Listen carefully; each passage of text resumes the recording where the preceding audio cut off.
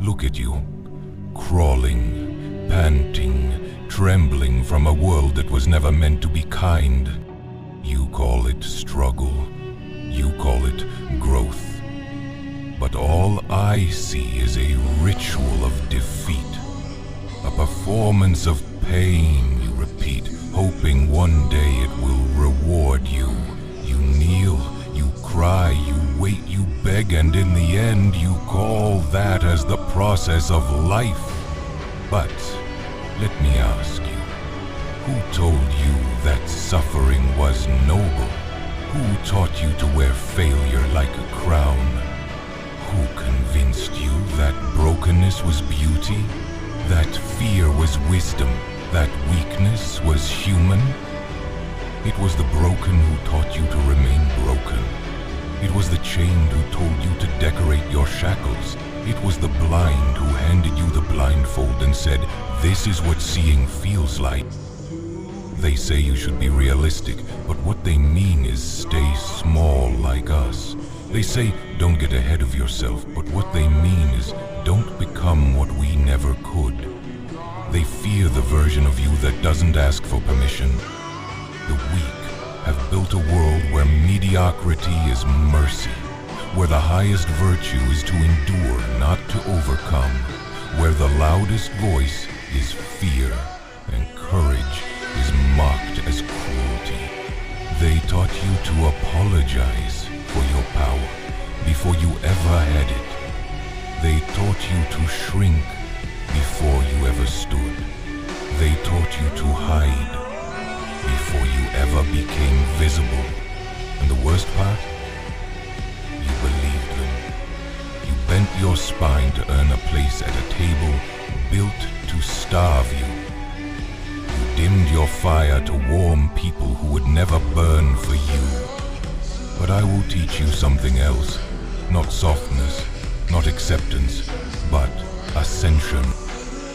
Power is not evil. Power is not cruel.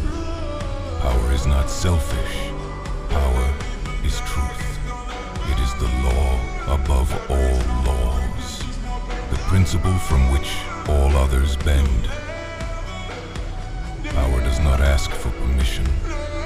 Power does not bow. Power becomes. You think you were born to be good? No. You were born to become more than you were yesterday. Endlessly, violently, ruthlessly, more. And if goodness comes from that, then let it be a consequence, not a goal. Let me show you what the world tried to erase from you. They erased your hunger and called it contentment. They erased your will and called it peace. They erased your dominance and called it ego. They erased your ambition and called it madness. They erased your emotion and called it immaturity. They erased your spirit and called it too much. And now, they wonder why you're tired. They wonder why you're angry. They wonder why you feel like a stranger in your own reflection. Because the person you see now was shaped by those who feared your potential. They will always name you a villain when you rise beyond their reach. Because nothing terrifies the weak more than a soul that no longer needs to be saved. You want them to understand you? You want them to clap for your healing? You want them to love the you that outgrows their love? Then you're not ready to become anything greater than them. I have seen what happens to those who wait. They rot quietly while smiling. They convince themselves it's enough, that their dreams were foolish, that survival is victory. But I ask you, is that what you were born for? To survive in the background of someone else's legend? To be the side character in a script you never wrote? To be the warning sign for others? Don't dream too big or you'll end up like them? No, not you.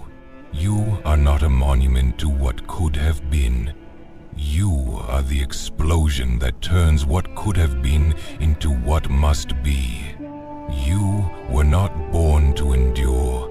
You were not born to obey.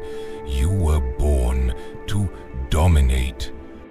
Burn the version of you that waits for someone to understand. Burn the version of you that looks in the mirror and sees not enough. Burn the version of you that flinches before trying, that apologizes before speaking, that bows before being tested. That version of you was made by weakness, molded by fear, sculpted by memory and trauma and doubt. You owe it nothing. You are not your past. You are not your pain. You are not the chains people wore, nor the silence your friends lived in.